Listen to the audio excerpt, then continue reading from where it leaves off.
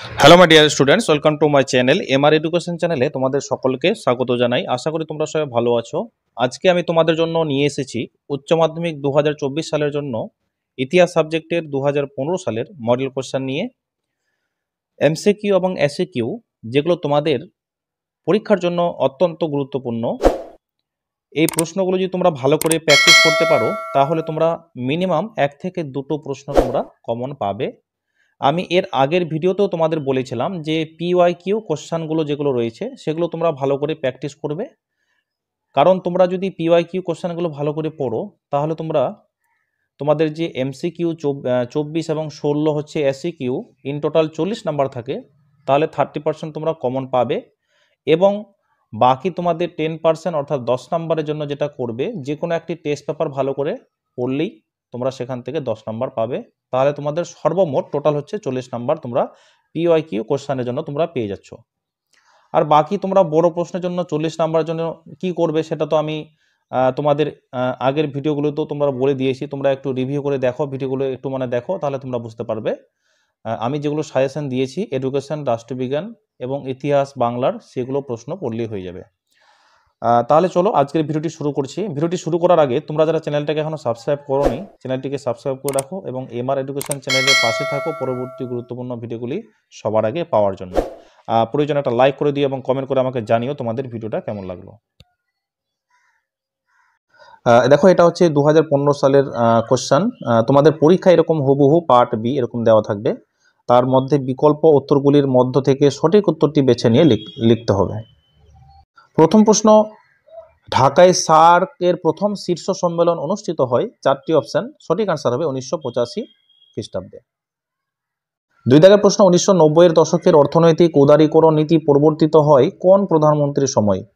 সঠিক আনসার হবে পিভি নরসিংহ রাও। তোমাদের এ বি সি ডি এরকম 4টি অপশান আছে। আমি 4টি অপশান বলতে আছে না, ভিডিওটা অনেক লং হয়ে যাবে, তার জন্য শুধুমাত্র অ্যান্সারটা বলে দেবো।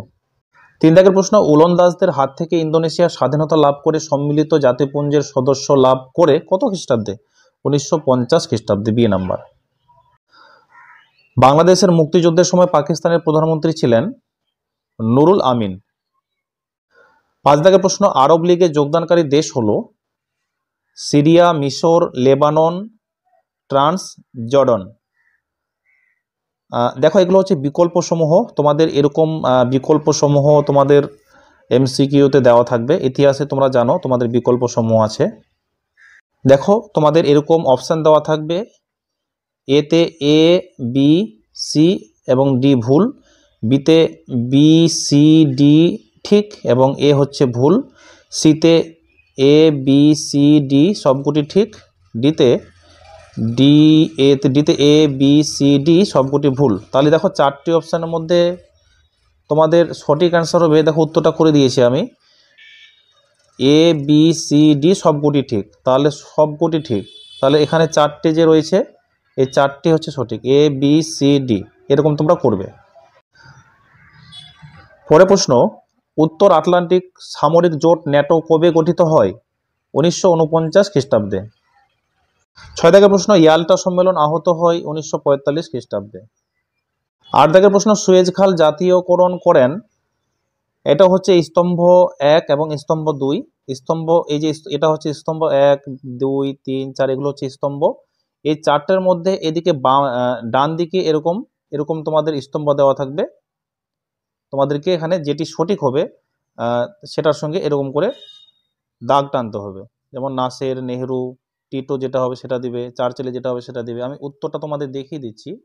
এই যে দেখো, স্তম্ভ 1 এবং স্তম্ভ 2, এদিকে বাম দিকে যেটা থাকবে এটা হচ্ছে স্তম্ভ 1 আর ডান দিকে যেটা থাকবে এটা হচ্ছে স্তম্ভ 2। তাহলে জেনারেল তেজো কি হবে? দেখো এখানে উত্তরটা করা আছে,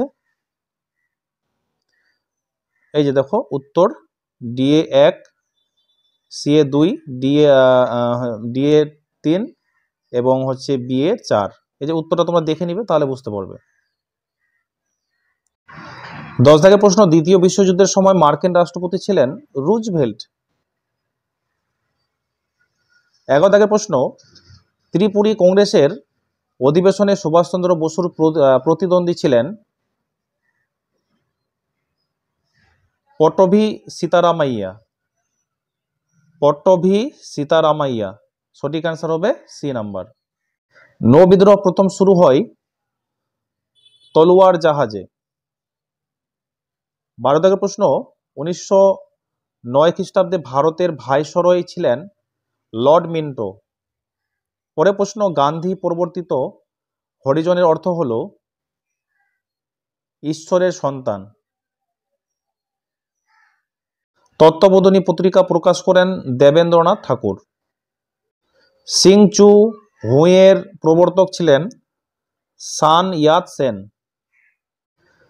চীনে ইউরোপের বাণিজ্যিক সম্পর্কের সূত্রপাত হয় বন্দরের মধ্য দিয়ে। এটি হচ্ছে শূন্যস্থানের মধ্য দিয়ে, তাহলে সঠিক অ্যান্সার হবে ক্যান্টন বন্দরের মধ্য দিয়ে, ক্যান্টন বন্দরের মধ্য দিয়ে। 14 দাগের প্রশ্ন, বীর সালিম দক্ষিণের ড্যাশ নামে পরিচিত। অ্যান্সার হবে বিদ্যাসাগর নামে পরিচিত। পরে প্রশ্ন, কে বাংলায় দ্বৈত শাসন ব্যবস্থার অবসান ঘটায়? Warren Hastings. পরের প্রশ্ন, লর্ড কর্নওয়ালিস প্রবর্তিত ভূমি রাজস্ব ব্যবস্থা হলো, এটাও হচ্ছে বিকল্প সমূহ, দেখো এ বি সি ডি, এই 4টি অপশনের মধ্যে যেটি সঠিক হবে তোমরা সেটা লিখবে। উত্তরটা আমি করে দিয়েছি। এই যে দেখো, সঠিক অপশন হচ্ছে ডি এর এ বি সি ডি ঠিক এবং ডি হচ্ছে ভুল, অর্থাৎ ডিটা হবে সঠিক অ্যান্সার। আফ্রিকাতে প্রথম উপনিবেশ স্থাপন করেছিল পর্তুগিজরা। পরে প্রশ্ন, imperialism the highest state of capitalism গ্রন্থের লেখক হলেন লেনিন।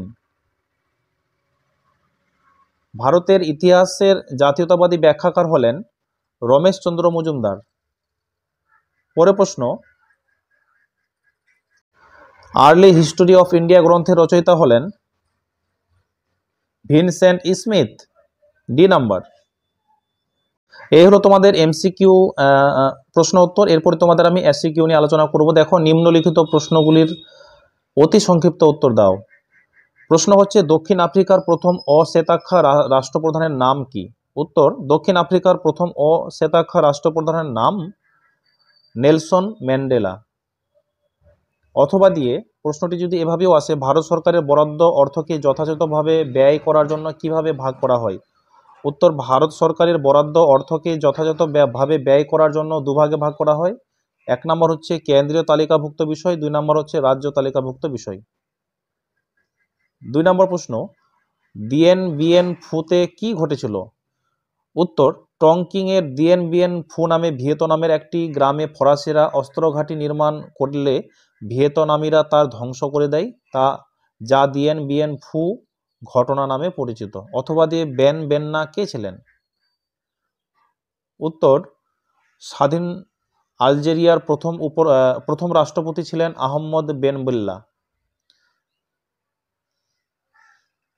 3 দাগের প্রশ্ন, ফিদেল কাস্ত্রো কে ছিলেন? উত্তর, কিউবার জাতীয়তাবাদী নেতা ছিলেন ফিদেল কাস্ত্রো।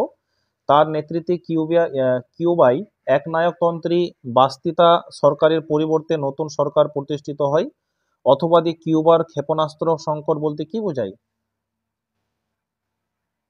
উত্তর, দ্বিতীয় বিশ্বযুদ্ধের পরবর্তীকালে ক্যারিবিয়ান সাগরের বুকে কিউবায় ক্ষেপণাস্ত্র ঘাঁটি নির্মাণকে কেন্দ্র করে সোভিয়েত ইউনিয়ন ও মার্কিন যুক্তরাষ্ট্রের মধ্যে এক স্বল্পকালীন অথচ প্রবল দ্বন্দ্ব শুরু হয়। এই সংকট কিউবার ক্ষেপণাস্ত্র সংকট নামে পরিচিত।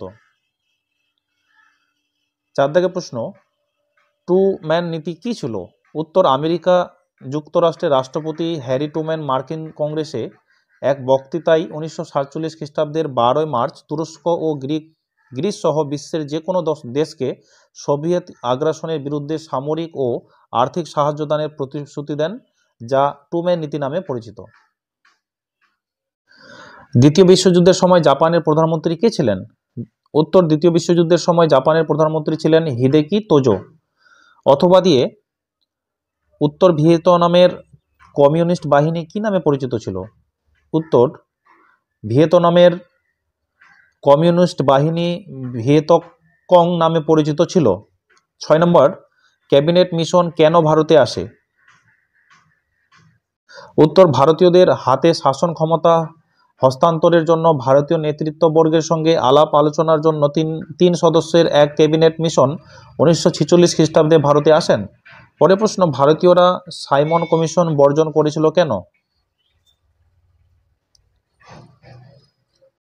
উত্তর, ভারতবাসীর শাসনতান্ত্রিক ও সাংবিধানিক সংস্কারের জন্য গঠিত সাইমন কমিশনে কোনো ভারতীয় সদস্য না থাকায় এবং নিজেদের জন্য কতটা শাসন সংস্কারের প্রয়োজন তা নির্ধারণের সুযোগ থেকে বঞ্চিত হওয়ায় ভারতীয়রা সাইমন কমিশন বর্জন করেছিলেন। পরের প্রশ্ন, অথবা দিয়ে মিরাট ষড়যন্ত্র মামলায় দুজন বিদেশি অভিযুক্তের নাম লেখো। মিরাট ষড়যন্ত্র মামলায় দুজন বিদেশি অভিযুক্তের নাম হলো বেঞ্জামিন ব্যাডলি ও ফিলিপ স্প্রেট। 8 দাগের প্রশ্ন, রাওলাট আইনের পিছনে কি উদ্দেশ্য ছিল? রাওলাট আইন প্রবর্তনের প্রধান উদ্দেশ্য হলো 1 নাম্বার, ব্রিটেন প্রথম বিশ্বযুদ্ধের পর পরাজিত তুরস্কের খলিফার ক্ষমতা খর্ব করলে ভারতের মুসলিম সম্প্রদায় সরকার বিরোধী আন্দোলনের প্রস্তুতি নেয়। 2 নাম্বার, প্রথম বিশ্বযুদ্ধের পর দ্রব্যমূল্য বৃদ্ধি, খরা, মহামারী, বেকারত্ব প্রভৃতি ঘটনার ফলে ভারতের সর্বত্র গণ আন্দোলন ছড়িয়ে পড়ে। 9 নাম্বার, মানুষ গড়ার আদর্শকে কে বিশ্বাসী ছিলেন? মানুষ গড়ার আদর্শে বিশ্বাসী ছিলেন স্বামী বিবেকানন্দ। দলিত কাদের বলা হয়? ভারতে ব্রাহ্মণ সহ উচ্চ বর্ণের শোষণে শোষিত মাহার, নাদার, চামার, হরিজন, নমঃশ্রোদ, ইজাবা প্রভৃতি নিম্ন বর্ণের লোকেরা দলিত নামে পরিচিত। আলেকজান্ডার ডাফ কে ছিলেন? আলেকজান্ডার ডাফ ছিলেন একজন স্কটিশ মিশনারি। তিনি ভারতে পাশ্চাত্য শিক্ষা প্রসার ঘটাতে উদ্যোগ নেন এবং কলকাতায় স্কটিশ চার্চ কলেজ স্থাপন করেন। অথবা দিয়ে চুইয়ে পড়া নীতি কি? কমিটি অফ পাবলিক ইনস্ট্রাকশনের সভাপতি ম্যাকলে বলেন যে ভারতে উচ্চ ও মধ্যবিত্ত শ্রেণীর মধ্যে ইংরেজি শিক্ষার প্রসার ঘটলে তা মধ্যবিত্তদের মাধ্যমে ক্রমে সাধারণ জনগণের মধ্যে ছড়িয়ে পড়বে। ম্যাকলের এই পরিকল্পিত নীতি চুইয়ে পড়া নীতি বা ক্রমনিম্ন প্রসূত নীতি নামে পরিচিত। তোমাদের একটি কথা বলে রাখি, তোমাদের যদি চুইয়ে পড়া নীতি না এসে ক্রম নিম্ন পরিশ্রুত নীতি আসে তাহলে তোমরা এটাই লিখবে। এবং তোমাদের ইংরেজি অক্ষরে যদি আসে ডাউনওয়ার্ড, যেটাকে বলা হয় ফিল্টারেশন থিওরি, অনেক সময় ইংলিশেও দিয়ে দেয় যে ডাউনওয়ার্ড ফিল্টারেশন থিওরি কি নামে পরিচিত, তোমরা চুইয়ে পড়া নীতিটাই লিখবে। 12 দাগের প্রশ্ন, নানকিং এর সন্ধির দুটি শর্ত লেখো। নানকিং এর দুটি শর্ত হলো 1 নম্বর, ক্যান্টন, সাংহাই, অ্যামোই, ফুচাও, নিমপো, চীনের এই 5টি বন্দর ইউরোপীয় বণিকদের বাণিজ্য ও বসবাসের জন্য খুলে দেওয়া হবে। উক্ত বন্দরগুলিতে ইউরোপীয়রা নিজ নিজ কনসালস নিয়োগের অধিকার পাবে। তাহলে নানকিং এর দুটো শর্ত। অথবা দিয়ে তাইপিং বিদ্রোহ কবে এবং কেন হয়? চীনে 1950 খ্রিস্টাব্দে, 1950 থেকে 1864 খ্রিস্টাব্দে মাঞ্চু সরকারের অপশাসন ও দুর্নীতির কারণে তাইপিং বিদ্রোহ হয়। 13 দাগের প্রশ্ন, কোন চার্টার আইনে ভারতে ইস্ট ইন্ডিয়া কোম্পানির একচেটিয়া বাণিজ্যের অধিকার বন্ধ হয়ে যায়? বাণিজ্যিক মূলধন কাকে বলে? দুটো প্রশ্নের উত্তর একটাই হবে, এখানে একটু টাইপিং মিস্টেক হয়েছিল। যে পুঁজি উৎপাদনের পরিবর্তে শুধুমাত্র ব্যবসা বাণিজ্য চালানোর জন্য ব্যবহার করা হয় তাকে বাণিজ্যিক পুঁজি বলে, বা ব্যবসায় অতিরিক্ত মুনাফা লাভ করে এই ধরনের পুঁজি বৃদ্ধি করা সম্ভব। 15 দাগের প্রশ্ন, জে এ হবসনের বইটির নাম কি ছিল? জে এ হবসনের বইটির নাম হলো ইম্পেরিয়ালিজম এ স্টাডি। অথবা হিলফার্ডিং এর বইটির নাম লেখো। হিলফার্ডিং এর বইটির নাম হলো ফাইন্যান্স ক্যাপিটাল। 16 দাগের প্রশ্ন, আমেরিকা মহাদেশকে কে আবিষ্কার করেন? 1492 খ্রিস্টাব্দে ক্রিস্টোফার কলম্বাস আমেরিকা মহাদেশ আবিষ্কার করেন। অথবা তোমাদের প্রশ্নটি এভাবেও আসতে পারে, ভারতের কোন কোন স্থানে পর্তুগিজ বাণিজ্য কুটি ছিল?